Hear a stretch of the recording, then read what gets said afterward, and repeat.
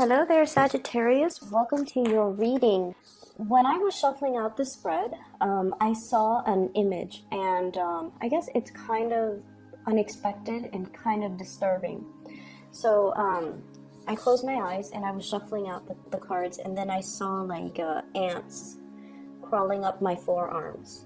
Ants crawling up, okay?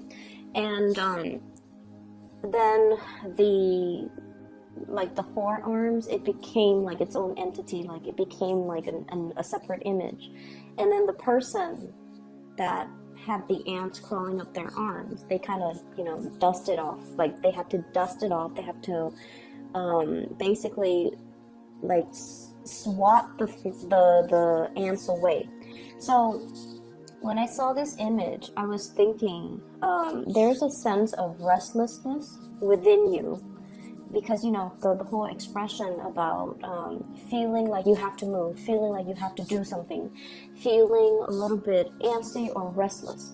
Okay, I feel like that's what's happening here, and it's really telling you to sit still. It's telling you to calm down. It's telling you to be level-headed, and it's telling you to not make any rash or irrational or impulsive decisions. And I'm also sensing as well, there's an element here about, swatting things away, sort of like, let it roll off you. Don't be personally invested in a situation, or don't take a situation personally, because it's not meant to be personal. So if you're dealing with criticism, if you're dealing with censorship, if you're dealing with somebody who might be they're constantly complaining, or they're constantly taking little jabs at you, because with the ants, some of the smaller ants, they can have a really powerful and painful bite. So it's more of an irritation. So if you're around someone who's irritable, and they're constantly they're irritable and kind of, they complain about everybody, or they complain about every little thing, you just kind of have to let it fall off you and not let it affect you. I know that's easier said than done, but you also need to just let it roll off your back, and especially don't internalize it, and don't say to yourself, like, I wonder if they're mean to me because of something I did. I wonder if they're upset with me. I wonder if I did something wrong. No, you didn't do anything wrong. That person is just, irritable. The person is just like this with everybody. And so don't let their bad attitude, don't let their bad attitude dampen your self-esteem, okay? So let me just go into this spread. So here's what I'm feeling. I feel like there is somebody that is constantly around you, and this energy is new. Okay, so it's almost like you're sharing space, sharing work, or sharing, it's like proximity wise, they're very, very close to you. So I'm almost seeing this room, and there are like two people in it, and you guys need a lot of space. You guys get claustrophobic very, very easily. You guys do not like routines. You guys do not like small confines, and you especially don't like to I just feel like, having to work with other people just doesn't really jive well with your independent energy. And I feel like for whatever reason, something is happening this week where there's one person specifically, and I feel like for some of you, it could be a family member. For others, it could be like a colleague that you have to do a project with, that, you both have to do something together. And for others, I feel like it might be, a new boss, like having to answer to a new boss, or having to figure out, I wonder what this person is about. I wonder how they operate. I wonder what's the best method for dealing with them. So I see a little bit of apprehension from your end, because I feel to a certain extent, this person's opinion of you matters to you. And so I feel like because of that, it indicates to me that you do care about this person. And I also feel like it's just a little bit hard. And I also feel like there's this element here about, you know, I'm going to do this portion of it, and then you do the other portion, and then we'll convene at the end, you know? And when I feel like if you were to do that, the end product is going to be very, very disjointed. So there's some warning here about, you know, sticking it out. And if we need to do this, both of us need to do it together. So I feel like if it's a colleague, if you're in an academic environment, you have to do group work. If we're gonna do it well, we need to stick it out together from the beginning to end. Both people or all people need to be on board. Otherwise, the end result is going to be bad, and the end result is going to be very disjointed. Okay. And I'm also sensing as well, some of you are kind of giving this as an ultimatum. Like, you're in it with me 100%, or you're not in it with me at all. So if you want me, you need to, you know, put in the effort. We need to be in it 100% all the way, or not at all. So I feel like it's a mantra that you are, it's like the battle cry, the war cry for this week, but also it's something that you're giving somebody that ultimatum, that piece of your mind, and that, you know, unflinching, unwavering want. Like, this is what I want. If you can't give me what I want, I'm not going to have you in my life. So that's what I feel is happening here, where it's almost like, you know, really putting your foot down and no longer being easygoing. And, you know, I feel you guys are quite easygoing. You're not so rigid and stubborn and things like that. I mean, you like your space and all. And if people give you your space, then great. But what I feel, though, is a lot of the times, you know, you're very live and let live.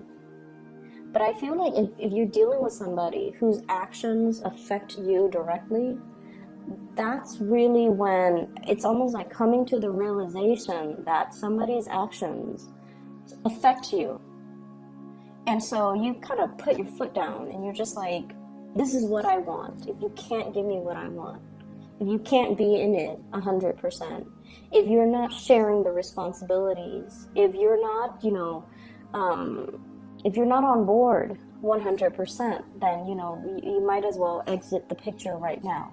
So I feel like you're being firm, and I feel you're setting boundaries, and I feel like you're being very, very clear about where things are headed. And you're being very, very clear about, you know, shutting off your emotions and just thinking about a situation very logically. And I feel like you're saying this to somebody that you still care a great deal for, okay? The other thing that's coming into the picture, so we have here a water sign. This is a Pisces, Cancer, Scorpio. Pisces, Cancer, Scorpio. This is somebody that has, I almost feel like,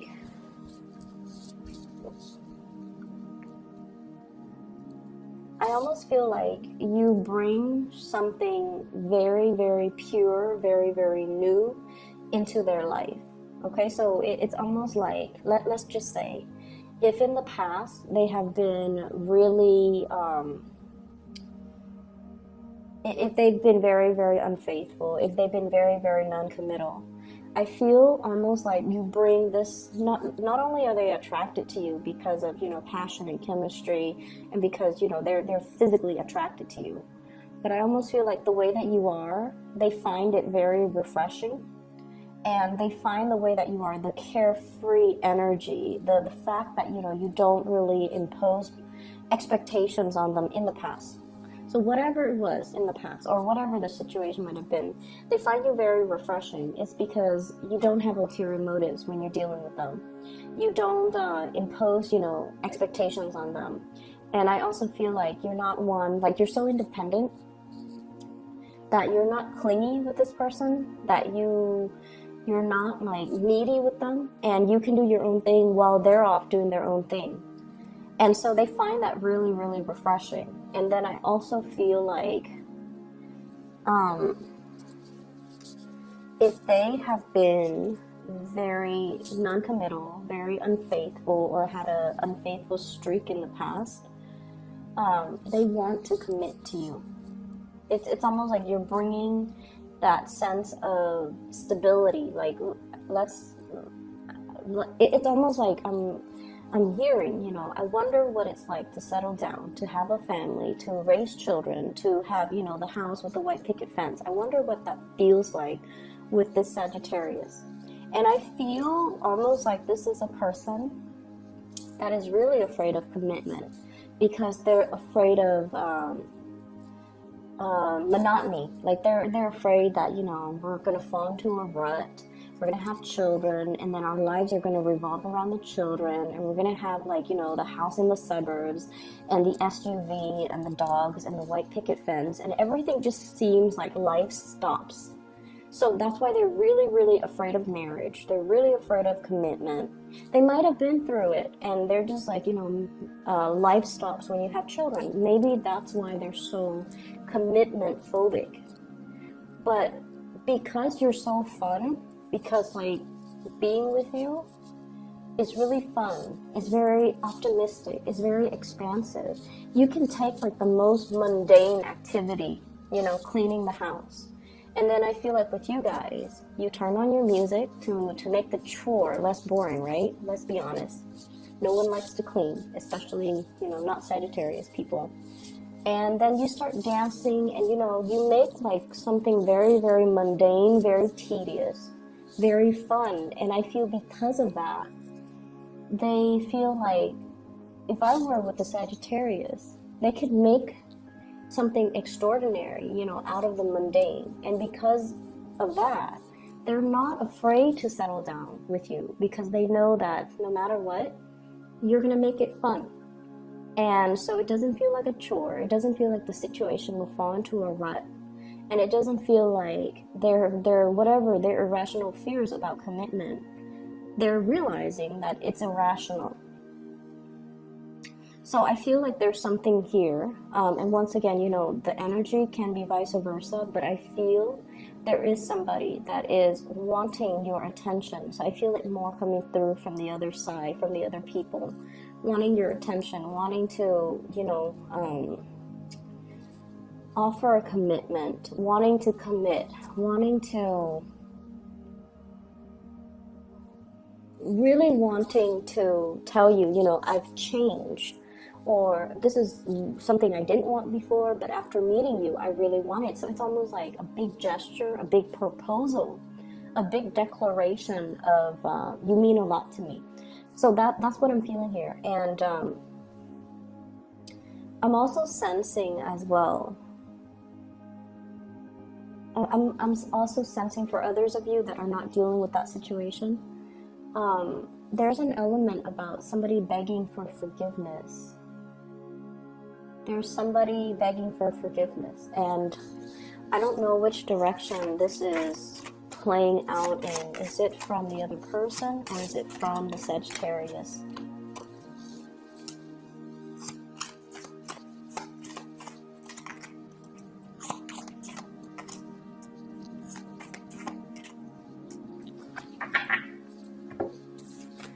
So, let me see here.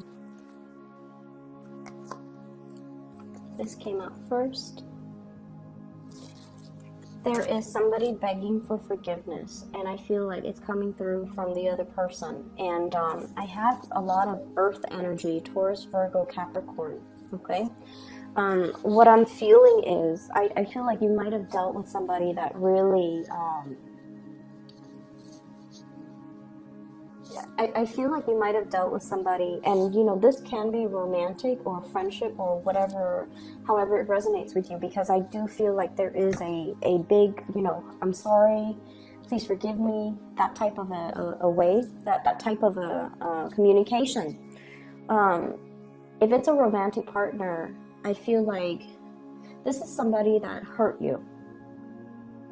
This is somebody that made a lot of promises that they could not follow through. This is somebody that, you had really high hopes and expectations for, And I feel like they, I'm seeing like lying by omission. And lying by omission is sort of like, you know, you start dating somebody 5-6 months in, and then they're like, oh, by the way, you know, I'm separated, but I'm not divorced. You know, I told you I was divorced, but I'm actually only separated, and we're still living together. Okay, so it's like they chose not to tell you certain things, and they kept it hidden. And then when they reveal it, you can't tell them that, oh, they've been lying. You know, they lie by omission. They just kept that part of the story hidden. You know, or like you find out they have like 5 kids with you know, it's somebody that withheld some information, vital information. And I feel like you might have walked away from that in the past, and now they're coming in for an apology. So if that's like a romantic partner, I feel like you've moved away from it. You're no longer wanting to entertain that person. And I honestly feel like the apology is very, very half-assed. Okay, I feel like they could, and you know, because that's the nature of lying by omission. They could tell you, oh, I didn't really lie. You just never asked. You know, you never asked if I had children, and so I never gave you the information. Or they could say like, you never asked if I was divorced. You know, and or you asked if I was divorced, and I said in the process, but you never asked if I'm still living with the ex or whatever. So that's how I feel this situation playing out. And I feel, so, you know, begging for forgiveness. This is what's showing it to me. You're very, very stoic and hard when you're dealing with this person. I feel like they're no longer, it was one of those things where it was like, lying is unacceptable, or it was one of those deal breakers. Everyone has their deal breakers. These are the things that I will not tolerate. So if you commit these acts, or if you, for whatever reason, if you breach these conditions, we cannot go back. And I feel like that's what's happened here. It could be, you know, somebody being unfaithful. If you tell yourself, you know, I will never stay in a situation where someone cheats on me, that's the deal breaker, and they cheat on you, that's the moment where you are going to have to toughen up and, you know, stick to your standards, okay? Or it could be in a work situation where you are negotiating a salary, and they're like, oh, I'm going to give you a raise, I'm going to give you a raise, I'm going to give you a raise. And you're like, if you don't give me a raise by the end of the year, then I'm walking away. And now we go into January, and they're like, I'm sorry, we don't have the money to give you a raise. And so you're going to have to stick by your values. So I feel there's something here where things were promised but never delivered. Could be that salary increase. And then I also feel where a situation where somebody definitely wants you back, because I feel like, you know, they've been around the block. They thought they could enjoy more out of life, being by themselves or being with other people, whatever the case is. And they're coming back around mainly because they see the value in you, they see the worth, and they also see that you're somebody that, you know, they really want to be with. I have a water sign, Pisces, Cancer, Scorpio, and I feel like this is a person that is in your life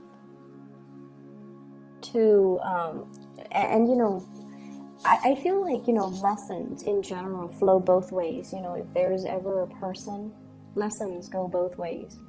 And what I feel happening is they might teach you to be a little bit more soft-hearted, to be a little bit less harsh with your judgment. And then likewise, you could be teaching them, you know, to like, so not be in that emotional space, and to be a little bit more, I want to say, ambitious, driven, and to be a little bit more sort of like more boundary setting. Okay, because water signs in general, except Scorpios, water sign Pisces and Cancers are very, very bad with boundaries.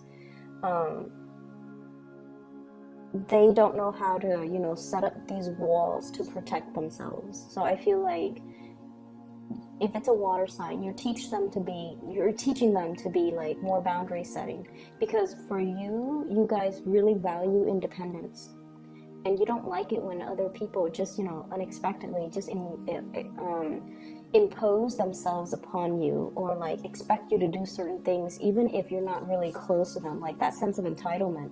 You don't like that, and I feel like you're teaching them to set boundaries. You're teaching them to be a little bit more bold with telling people how they feel, to be a little bit more like, don't worry about hurting people's feelings, just spit out the truth.